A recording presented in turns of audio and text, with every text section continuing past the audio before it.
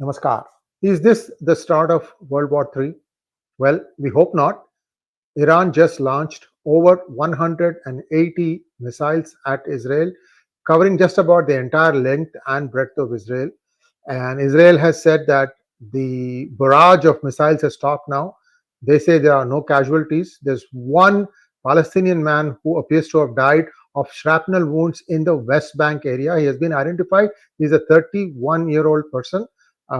This is the only fatality at this point of time. A few people have been injured in Israel. Before this, during the day, there was a bomb that that burst in a shopping place. The 10 people were injured. We don't have the exact details on that. That was during the day at a city in Israel. Jaffa, I think, is the name of the city. But more importantly, there are now reports that Iran has got more things planned. I've also got a small slide deck to share with you on like the blow by blow, who did what is the response, and so on and so forth. And I'd really, really like it if you could just like this video, because this is something where we have put together a whole bunch of information in a very short capsule format.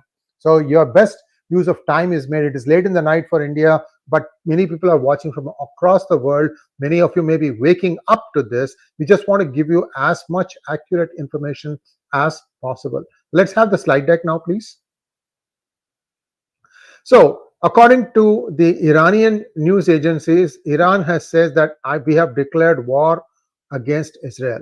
But this is not verified by a third-party media. For example, we look at things like Al Jazeera or somebody else who says that, yes, this is confirmed. We have yet to see these specific words that Iran has declared war against Israel. We want to put that thing out in front of you.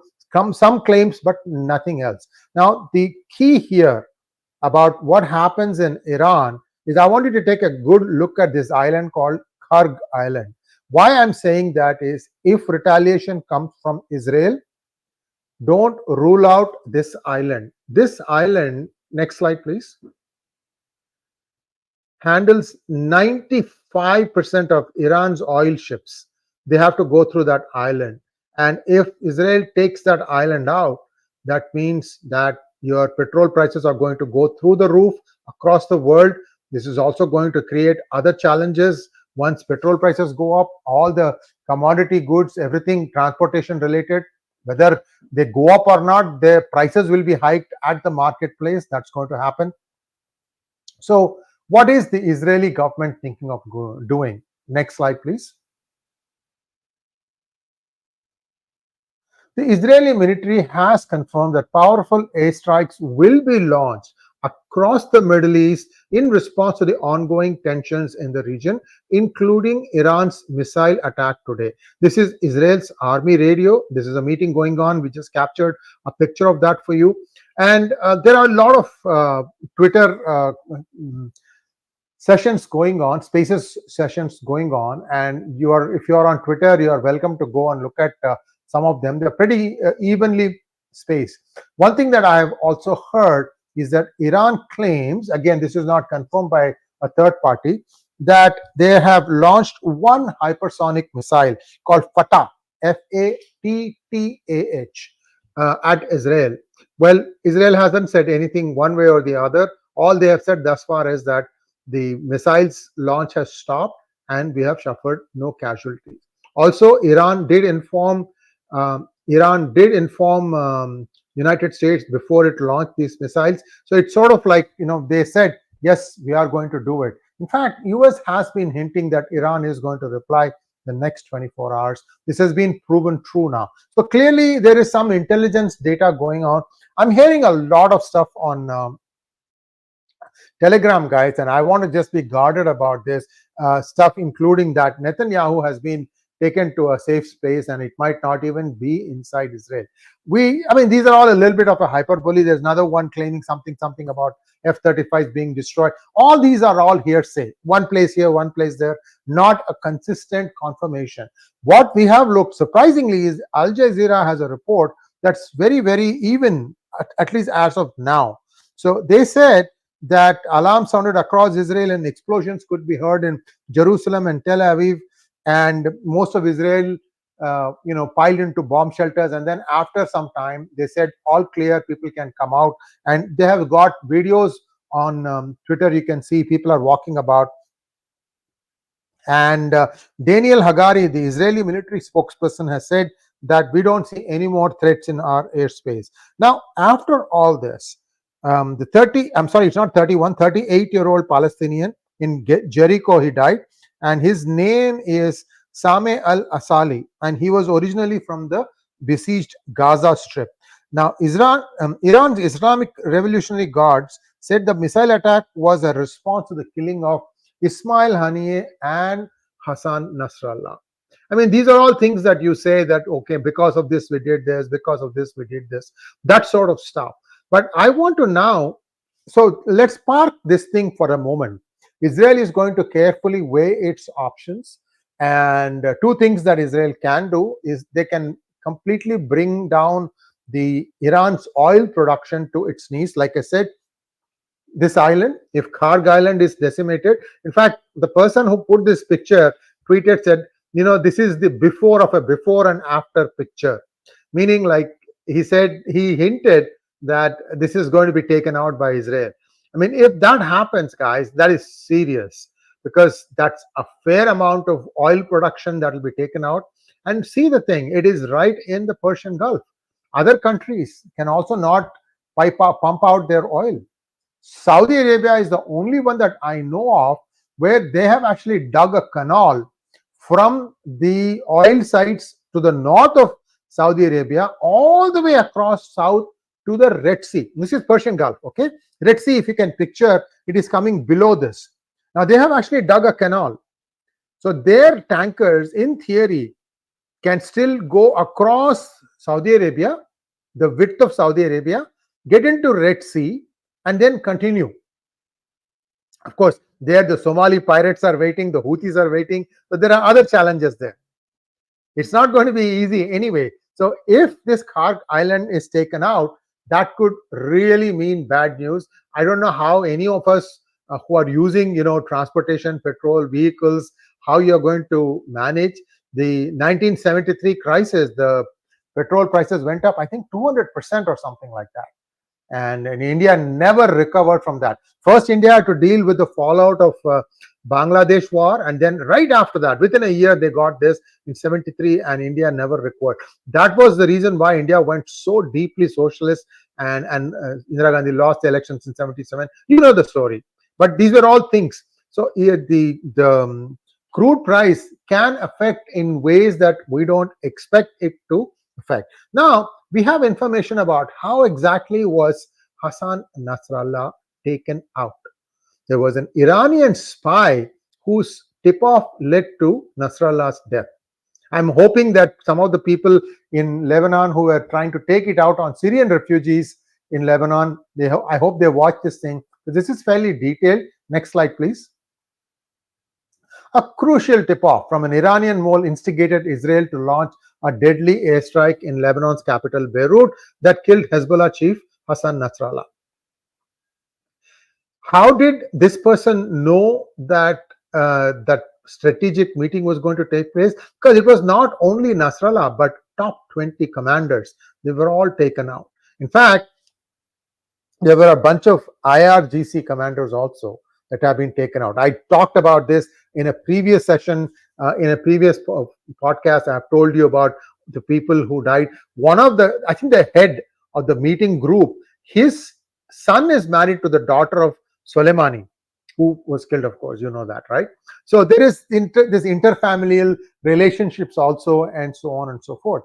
The strategic shift has been allowed Israel to better understand Hezbollah's leadership and military operations. Right now, Hezbollah stands completely decimated. You saw that the person who succeeded him, he also died, and there's the third one now. Hassan Nasrullah is one, intermediate, one more guy dead, third one now, and that man has gone into hiding. So the 7 high-ranking Hezbollah leaders that were killed last week, Hassan Nasrallah, you know, Nabil Qiaoq was killed on an airstrike in September 28th, was the deputy head of Hezbollah's Central Council. 𝗤𝗏𝗼 was a commander of the Radwan forces and played a crucial role in developing the group since its formation almost 2 decades ago. Again, remember in the previous podcast, I told you about 2006 is when Hassan Nasrullah became very popular, because they said that it managed to have a stalemate in its war against Israel, and that's what led up to the 2006, sort of like Israel pulling back into Israel, and then you had the formation of governments in Gaza and West Bank and so on and so forth. Ibrahim Aqil was a top commander and led Hezbollah's elite Radwan forces, which Israeli has been trying to push further away from its border than Lebanon. Ali Karaki, he led Hezbollah's southern front, playing a key role in the ongoing conflict. Mohammad Surur was the head of Hezbollah's drone unit, which was used for the first time in this current conflict with Israel. Ibrahim Qubaisi led Hezbollah's missile and rocket network. Next. So before I go into this and talk to you, this is the timeline of what exactly happened. Before we go into this, people keep saying that, oh, Hezbollah has 150,000 missiles, and if they rain all of them at once, they'll be able to break through the Iron Dome or whatever else that Israel has to fend themselves. Some of these things are, have gone through a reality check. So far, they have shot close to 1,200 missiles from Hezbollah. This is again a mota estimate, crude estimate. And they're also saying it is not 150,000, it is more like 50,000. Again, you need to see and wait and see how many are still operational, because Israel has been, systematically eliminating many of the ammunition dumps, and they are not hesitating to go even into the city of Beirut, which is not really close to the border with Israel. It is fairly well up, but they are just going there and doing what they have to do to try and neutralize the Hezbollah side. So let's take a quick look at the timeline. An undercover spy tipped Israeli officials about Nasrallah's presence at Hezbollah's underground headquarters in Beirut. Nasrallah was in a meeting with senior members at a complex of 6 buildings in 𝗤𝙗𝗍, a Hezbollah stronghold. We have a video on this one. If you could just show that. This is an Al Arabiya video which actually shows the 6 buildings. I don't know if we can show that. If our editor could kindly pull that thing up. I'll continue talking, but once it comes up, we will let you know. Now, Israeli officials received, oh, there you go. Just watch this. Friday evening in the southern suburb, a secret meeting of Hezbollah leaders in their fortified underground headquarters. Israel's eyes in the sky monitor the site. Tel Aviv's decision to assassinate was taken last Monday, and today is the implementation. Information reaching Israel states that among those present is Hassan Nasrullah, and Nasrallah was on time. Objective: to supervise the man's arrival at the 6-building complex. Israel does not know in which fortification the meeting will take place, underground or above. But what is certain is that he is present in this area, accompanied by other leaders, at approximately 6 p.m. Beirut time. The southern earthquake, 80 Mk-84 bombs, dropped from the sky by F-15I planes. The buildings appeared untouched. The land was leveled and left no trace of the neighborhoods inside it. As for the perpetrators of the attack, they announced directly that the chance of Najat for those who were in the building was great.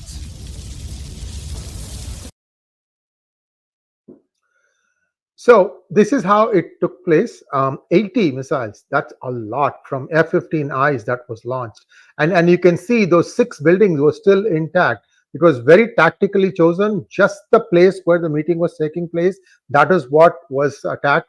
And very, very precision strike. That's all I wanted to say. Next one, please. At 1:30 p.m. IST, that is 11 a.m. Lebanon time, the IDF announced Nasrallah's death. This is the following day on social media. Hezbollah, Lebanon's most powerful force, is now reeling from the loss of key members. Israel escalated strikes after Hezbollah backed Hamas following the October 7th attack, which killed 1,205 civilians, with 97 hostages still in Gaza. Whether they are still alive or not is a question mark. Next one, please. Israel's retaliatory military offensive has killed at least 41,595 people in Gaza, most of them civilians, according to figures provided by the Hamas-run territory's health ministry. The UN has described the statistics as reliable. I have to also tell you that UN's, I think it's called UNRW or something like that, that unit had a lot of people who had very pro-Palestinian ideology in it, and they actually admitted, including the head, that they were all people who were either connected with Hezbollah or with Hamas. So how real these numbers are, we have to wait and see. Just wanted to tell you that this is what is the situation on the ground, or at least that's what we have heard. Head of an Iranian Secret Service unit set up to target Mossad agents working in the Islamic Republic turned out to be an Israeli agent himself, according to Iranian President Mahmoud Ahmadinejad. Ahmadinejad claimed that a further 20 agents in the Iranian intelligence team tasked with monitoring Israeli spying activities also turned against Tehran. The alleged double agents provided Israel with sensitive information on the Iranian nuclear program, according to Ahmadinejad. Next one, please. So that was the end of the slide deck. I have to tell you a story from when this Iran-Iraq war was going on in the late 1979, 1980. You know, strange are the ways of the West, I tell you. Iran has this revolution, right? 1979, the Shah is completely ousted and the Khomeini comes into power. I think within a year or two, Iraq, with the support of America, launched a war against Iran. And this went on for years with no clear victor in sight. And I had a classmate in Hyderabad, studying. His parents had originally, or his dad, I should say, had originally fled from Iran during the 1959 revolution, if I remember correctly. So I can't say whether he was for the Khomeini or against, but he used to joke, saying that the reason Iran is not winning is that the war is being fought in many hills and valleys of the border between Iran and Iraq, and the generals who know how to get around those things, they all have mistresses with links to Israel. Enough said. So this is what is Ahmadinejad is also saying, and this is, I'm talking about it a long time ago, 80s. So what it is Iran's intelligence network has been, broken into, whether it is CIA or Mossad. Also remember that both Iraq and Iran had a significant percentage of Jews residing there, but they were systematically uprooted and they were absorbed in Israel. And they say that 30% of Baghdad, the city of Baghdad, was Jewish in the 1930s. So the migration started as soon as Israel got formed in 1948. The migration started. Remember, I think yesterday I told you about how all the Arab countries said that all those Palestinians still stuck in Israel, you can get out. We are going to completely wipe out Israel from the river to the sea, and then you can go back and occupy all your land, and there'll be milk and honey flowing, all that story. So the migration from or out of Iraq and Iran started taking place from there, and I would be surprised if less than 4,000 or 5,000 Jews are still left in Iran and Iraq. So this is where things stand now. I think that they will probably wait. Oh, here is an interesting data. US Navy assets in the Middle East. You can see that US is preparing for, we don't know what, but it is getting ready for a lot of eventualities. What is Iran going to do? There is going to be a response from Israel. Whether it is going to wait and tell US and do response, or it's going to do it on its own, we don't know. Israel is known to take its own decisions. Now, what happens is US is standing there and it could suffer some collateral damage. So where are all the places where US assets are? You can see here what are all the things that are located. You have the warships, WASP, amphibious ready group sitting in the Mediterranean. You have USS Oak Hill, USS New York, USS Air Fleet, USS Berkeley, and this is all in the Mediterranean Sea. Then on the Red Sea, this is where the Suez Canal is. You have the USS France E. Peterson, USS Michael Murphy, USS Stockdale, USS Provence, and then finally there is the Gulf of Aden. That's where the thing is. Now, if you look on the Persian Gulf, okay, US doesn't have a lot of ships there, except it has a few very close to India. That is Abraham Lincoln Carrier Strike Group as well as USS OK. I have to tell you, in all these things, Indian Navy, I showed that. Indian Navy is really active trying to keep the piracy in control on these high seas. US has delegated that responsibility to Indian Navy, doing a tremendous job of making sure that no hanky-panky takes place, meaning like piracy happens and so on and so forth. This has been fairly well managed by the Indian Navy. See, it doesn't matter what the Department of State in US is saying and what India is reacting politically. At a defense level, and I know something that I can't share with you here, US and India are like this, tight, real tight. They know exactly, because this coordination is not possible unless you have something like that. And Sachinji, if you can bring maps.google.com of Saudi Arabia, and you have to zoom in real close, you can see the canal that goes from Persian Gulf to Red Sea. He'll bring that up. In the meantime, let me see if there are any questions from you.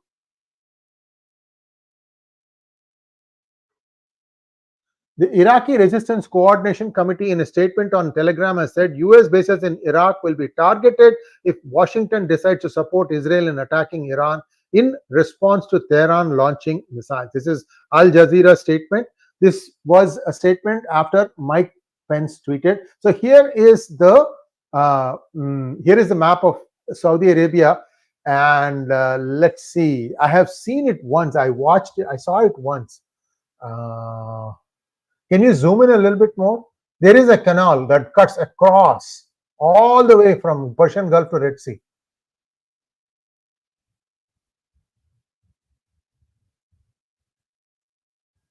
Oh well, so you get the idea, right? Jeddah and Medina are on the Red Sea, and you have Riyadh in the middle, and the oil fields are all very close to where the Persian Gulf is located. That's where Saudi Arabia's Al Jubail and Dammam, those are the areas where you have Saudi oil fields. Interestingly, that area is a Shia majority, believe it or not. How Saudi manages its Shia minority, I don't know, but that's another interesting data point there. But Saudis have a way to get their oil out from, if Persian Gulf is closed tomorrow, okay, they have a way to get out of there, get their petroleum going through this canal across to the Red Sea, and then continue exporting oil. That's one silver lining. But what happens to UAE? What happens to all the other countries? Iraq also will be affected. So that is the big question. I mean, this is a delicate balance, about crude price. I'd be looking at the stock exchange to see what happened to the crude price right after this. I saw that the stock market was going down when I logged in. Now the exchange is going to close in about I think 5 minutes or so, the New York Stock Exchange. So we don't know what is going to happen, but tomorrow you can expect some correction. Also over the night, what Israel decides to do and what it decides to go after, we will see that in a short while. If there are any questions, I'd be happy to answer them. Adira wants to know, please talk about the Iranian clergy warning to Hassan before his death. He told him to write his will, and that how Iran sold him to the Israel. I don't know, Adira. I read that story. I kind of doubt it. I mean, you've seen the slide deck, right? This is the official version now. I've double checked and triple checked my sources before I put out the story about the spy, Iranian spy, who had actually informed. So this is Iran may, well, who knows? Sometimes if you know you have a spy amongst your ranks, then what you do is you give him correct information and as well as false information. And when there is false information being fed through a spy to Israel, and Israel act on it and then they get hurt, then they start discounting that spy. So these are all games that intelligence communities play. One can't say one way or the other. Next one. 𝗤𝗂𝘅, what is the US response to all this? Well, 𝗤𝗂𝘅, to each they have their own justification for what they are doing, why they are doing, right? United States has been moving ships. We just showed you the entire picture of how many battle carriers and other warships are in the Mediterranean as well as in the Persian Gulf and Red Sea.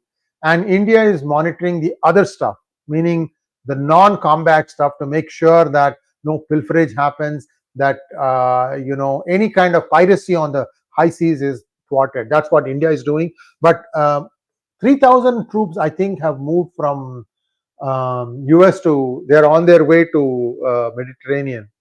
Manofsan wants to know, if none of the Iranian missiles killed any Israelis, then was this perhaps by design? Did Iran perhaps avoid hitting anything similar to their last strike? It's a good question, Manofsan. It's possible that it could be a show and tell, so that their population thinks that Iran has responded in kind, and then everybody starts high-fiving each other. See, this is the confusing part about what's happening inside Iran. There were many people out on the street dancing when Hassan Nasrullah was removed or eliminated or deleted, whatever you want to call it. And so was the case in Syria and in Lebanon. So who knows what exactly is going on and what kind of a regime there used to be. I know terrorists can really, really make your life miserable. They'll come into your house, they expect the most kingly treatment, they'll treat your women with, you know what I'm talking about. This is not good for anyone. Next one. Suraj Abraham wants to know, sir, what will be the retaliation from Israel after today's Iran attack on Israel? Well, I showed you Khak terminal is definitely in the realm of things. Couple of times Israel reacted in a way that told Iran that they can take you out anytime they want. For example, there is this place Isfahan. Isfahan is the second largest city in Iran, and Israel launched missiles from within Iran that went and took out a bunch of planes that were parked on a military airfield in Isfahan. So this is before even their president was taken out. So you know that Israel has shown them what they can do. Also, yeah, thank you.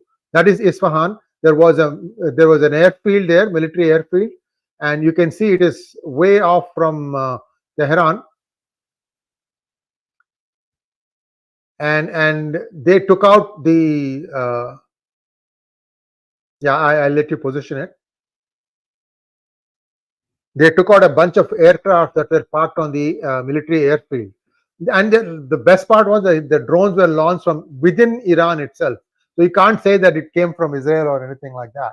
Second thing they did, right after October 7th, when the first fleet of drones got launched from Hezbollah, they showed Iran that they can take out their electronic systems anytime. So 70% of the point of sale terminals for their gas stations, right? Petrol pumps, 70%. For 8 hours or so, it was not working in one day. And that was how Israel proved that they can bring the country to a standstill. So expect Israel to do something like that rather than go full Monty and go and start taking out assets.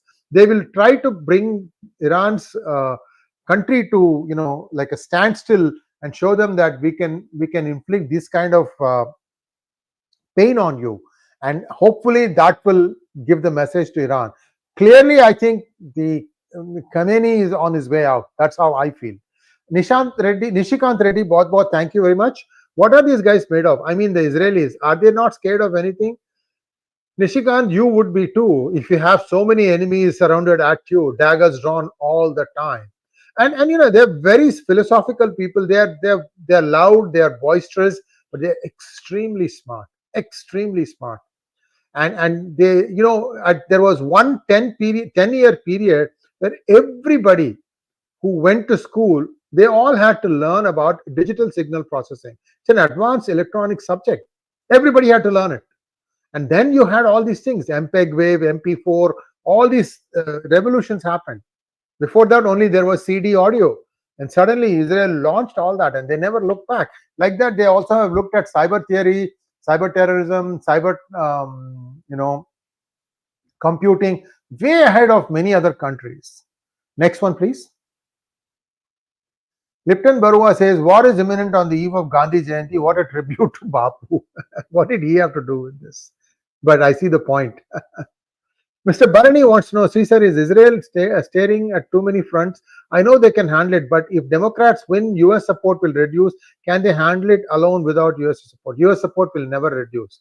What Democrats will say and what they do are two different things. Everybody is in this for their own interest. It is in US interest to make sure that Israel is healthy and that it can essentially be the cop there to make sure that the Middle Eastern countries, especially Iran, I think this is the high point. I think Iran is now beginning to go down, in my opinion. You will see that once the mullah regime goes away, then somewhere they'll have to regroup, create their own democracy. They were a democracy till 1959. They'll have to go back, dust off all their records and things and said, okay, this is how the governance was. This many members were there in the parliament. This is how the representation was. This is how we got elected. All that stuff has to happen. Well, with some support from US, it is easy to do. And India can help conduct the elections also. With God's help, the blows of the uprising front will become stronger and more painful on the worn and rotting body of the Zionist regime. This is Khamenei.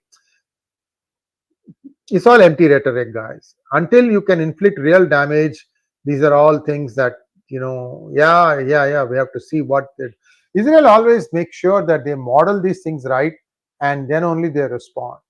Next one, please. 72 Hoor Airlines. CG, do you think Russia will get involved if Israel retaliates in full power? I believe Russia was kept in the loop by both Iran as well as Israel, that something like this is going to happen. Again, these are all things that I'm picking up from looking at various sites. There are a couple of Twitter spaces going on, 15, 20, 25,000 people listening in. If you're on Twitter, you can go and look at that and listen to what people are saying, because these are all information that is coming from the ground. Many journalists, both in Iran, Iraq, all of Middle East, everybody is participating in it, and they are giving information. It's fairly balanced, in my opinion. Next one. Adira wants to know, Sree, Tamil Nadu Tulukans mourning Nasrullah's death and calling it Veera Maranam. That guy was hiding like a mouse. Adira, these are all, I think, the last croak of a dying frog. India is also going to reset its policy towards the radicals in its ranks.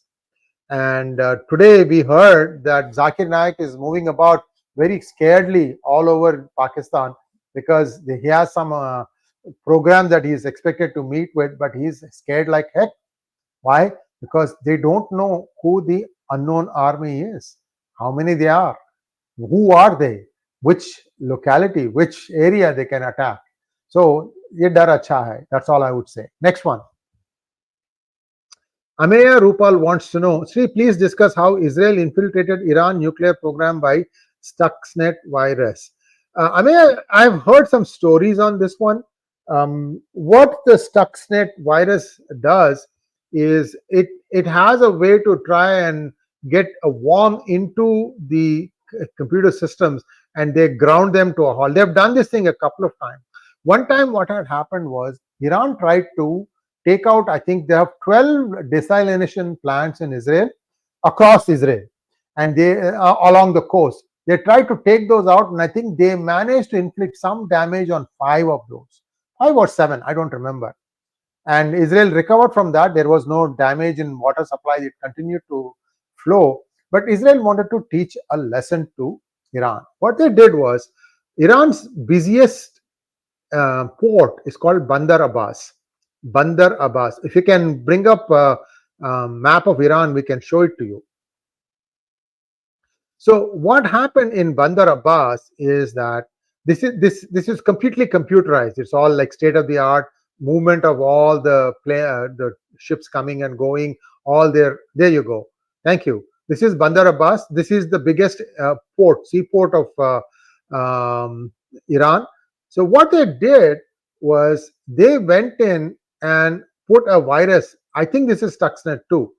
What happened was all the computers that were handling the traffic, complete set, they got disabled. What would happen is they would start rebooting, and it would look like they are going to come back, but then again they will go into reboot. This was a reboot forever kind of a virus, and they had to go back to paperwork, records, files, registries. But how much you can keep up? How many people will you know? Which ship is coming with what registry, what manifest, how many containers, and what are the containers containing? They really brought Iran down to it. The Bandar Abbas was on its knees for 2 to 3 weeks. And then I think something happened, and Iran probably said, okay, please, we got our lesson.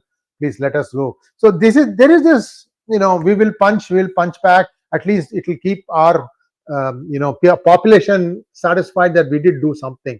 It could be the similar thing here also. You have to wait and see what Israel responds, or how Israel responds. Next one, please. Neil Ray wants to know, what do you think of Benji's statement yesterday telling Iran that very soon you will be free of all your problems? That was a very powerful speech that Netanyahu gave, and we actually carried it. I mean, we didn't carry it live, but we did show it in one of our hangouts.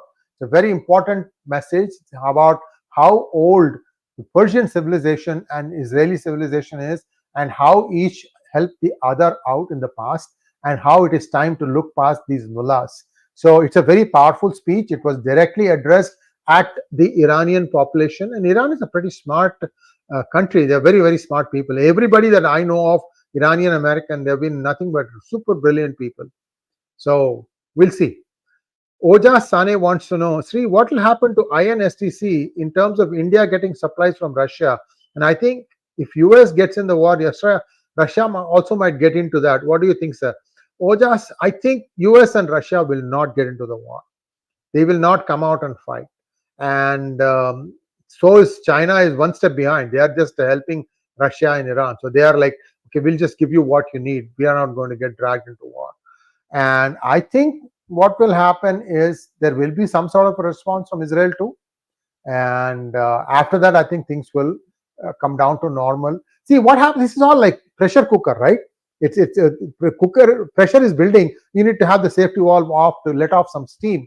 I think now Iran has let off its steam, and if there was casualties, if there was damage in Israel, Israel would have hit back much more strongly. But I think they will just sit back and evaluate the situation before considering their next move. I expect them to do something in Syria rather than in Iran. Next one, please. Kushanan Keshav says, Sree sir, heard that Israel used the sonic waves to exactly pinpoint where Nasrullah was hiding by flying low the supersonic jets over Lebanon. It's entirely possible. It's entirely possible. How Israel take Pakistan? No, they don't need to. But if Pakistan has any working nuclear facilities, they would have taken it out. And I don't think if Pakistan has any working facilities. That's why you don't see anything on behalf of Israel to do to Pakistan. They got some stolen technology. Guys, somebody stole something from Dutch labs 30-40 years ago that somebody managed to sell it to many other countries. But I don't think any of them fully know the exact thing. And I don't think they have really tried anything. Even the 1998 response of Pakistan to India's blast was actually Chinese technology, I'm told. This thing nobody will admit, okay? So you have to connect the dots. You have to read between the lines. Thank you so much. At so late at night, so many people logged in and listened to what we had to say. Thank you once again. We'll be updating you a little bit later, perhaps 6 hours, 8 hours time, as to what Israel's response is going to be. Thanks for watching once again. Please like, share, and subscribe to our channel. Don't forget to click on the bell button for notifications. Namaskar.